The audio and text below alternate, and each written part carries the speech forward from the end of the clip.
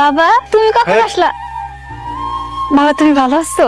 আমি ভালো আছি রে মা, অনেক ভালো আছি। আমি এসে তোরা দেখতে রে মা, তুই এত বড় বাড়ির বউ, তুই কত সুখে আছো, শান্তিতে আছো, দেখার জন্য আইসি রে মা।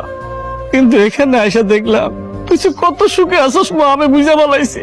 আরে বাবা এসব বাদ দাও তো, ঘরে চলো। আপনি আপনার মেয়েরে দেখতে আসছেন না? দেখা হয়েছে, এই বাড়ি থেকে বের হয়ে যান।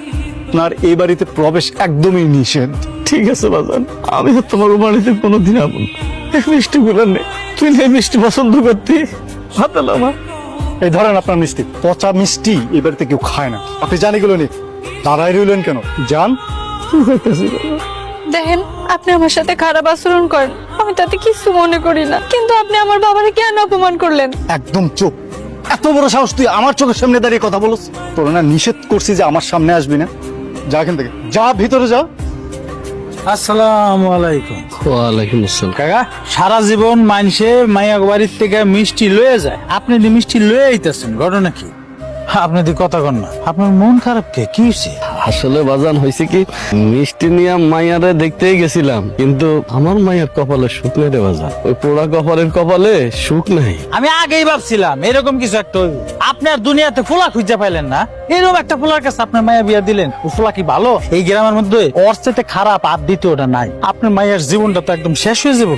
হরে বাজান, তাই তো দেখে আইলাম, কিন্তু কি করুম কিছু বুঝতে পারতাছি না। মাইয়াটার কষ্ট আমি যা সহ্য করতে পারতাছি না রে বাজান। আমার একটা মাত্র মাইয়া, এই মাইয়ার লইয়া কই যাবো, কার কাছে যাবো, কিছুই খুঁজে পাইতাছি না রে বাজান। আপনার মায়ের যে বিধবা ছিল ওটাই ভালো ছিল। এইরকম একটা পোলার লাগে বিয়া দিলেন, জীবনটা শেষ। এখনো সময় আছে, আপনি ডিভোর্স দিয়ে ওকে ছাড়াছাড়ি করে দেন, নাইলে এখন তো মনে করেন অশান্তির মধ্যে আছে।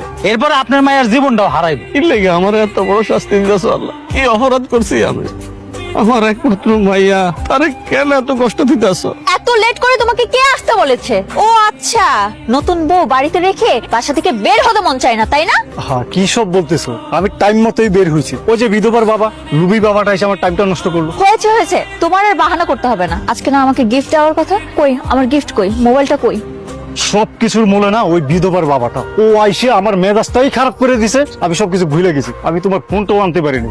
আমি জানতাম তুমি এই নাটকটাই করবা, আমি সব বুঝি। এখন তো আমাকে তোমার ভালো লাগে না, বাড়িতে নতুন বউ পাইছো না।